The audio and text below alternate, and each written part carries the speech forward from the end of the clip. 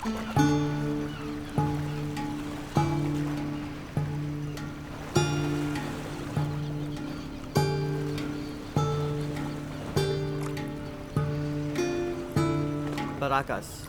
is a small coastal town located about 152 miles away from Lima, in the Ica province of Peru. The small fishing town is a jumping off point to Islas Ballestas and home to the Paracas National Reserve. This national reserve is the oldest marine reserve in Peru and consists of 3,355 hectares of area. The main village of El Chaco is quite small, filled with hotels, hostels, restaurants, and storefronts. Since this is a fishing community, I would suggest trying a seafood dish such as ceviche. Activities you'll find here are dune bugging, sandboarding, sledding, and visiting the Inca Tambo, Colorado ruins. But the main attraction of this town is the access to the islands. Getting to the island, you'll need to purchase a ticket and have a tour boat take you there. It costs around $15 for the tour. You'll then hop on a speedboat and make your way to the Ballestas Islands. A bit of caution, if you're easily seasick, I recommend sitting on the outside of the boat or ask for a bag from one of the boat operators. The islands are about 30 to 45 minutes away.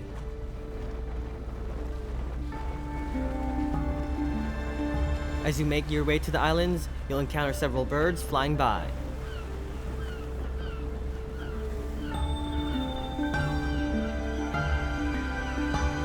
As the boat approaches the peninsula, on your left is one of the many Nazca lines etched into the earth. These lines are a group of geoglyphs made in the soil of the Nazca Desert throughout the southern parts of Peru.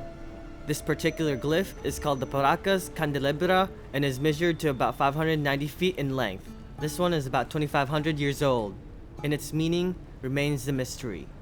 They were created by the Nazca culture, one of the many pre-Columbian civilizations of Peru. These lines were designated a UNESCO World Heritage Site in 1994. They are best viewed by plane.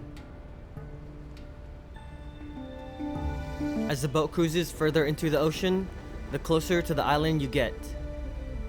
Islas Ballestas is known as the Peruvian Galapagos, or the poor man's Galapagos, because of its fractional cost to get here, compared to the Galapagos Island located in Ecuador. And unlike the Galapagos Island, you can't dock on shore and walk around. Ballestas is made up of 3 major islands, where visitors can witness several marine life in their habitat. These include penguins, sea lions, pelicans, and many other bird species.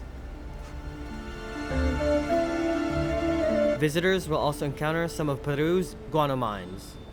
Guano is an accumulation of seabird and bat excrement, and before human intervention, many of these bird droppings have accumulated for many years, leading to formations of islands and mounds at sea, which ultimately became a high source of commodity. They are mined for manure, as guano is a highly effective fertilizer due to the high content of nitrogen, phosphate, and potassium, which are all key nutrients that are essential to plant growth. They are also, to a lesser extent, sought out for production of gunpowder and other explosives. In the 19th century, the harvest and sale of guano became a lucrative industry worldwide, shipping to the United States, Britain, France, and many other European countries.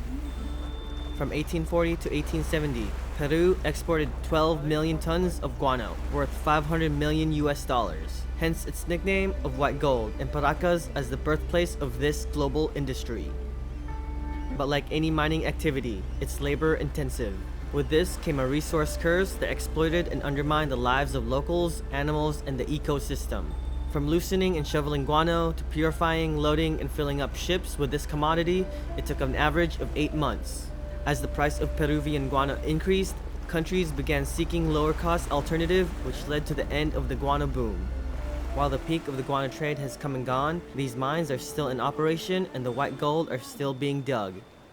The history of guano is quite fascinating and dark. There are several documentaries about this subject. If interested in learning more about this topic, check the description below.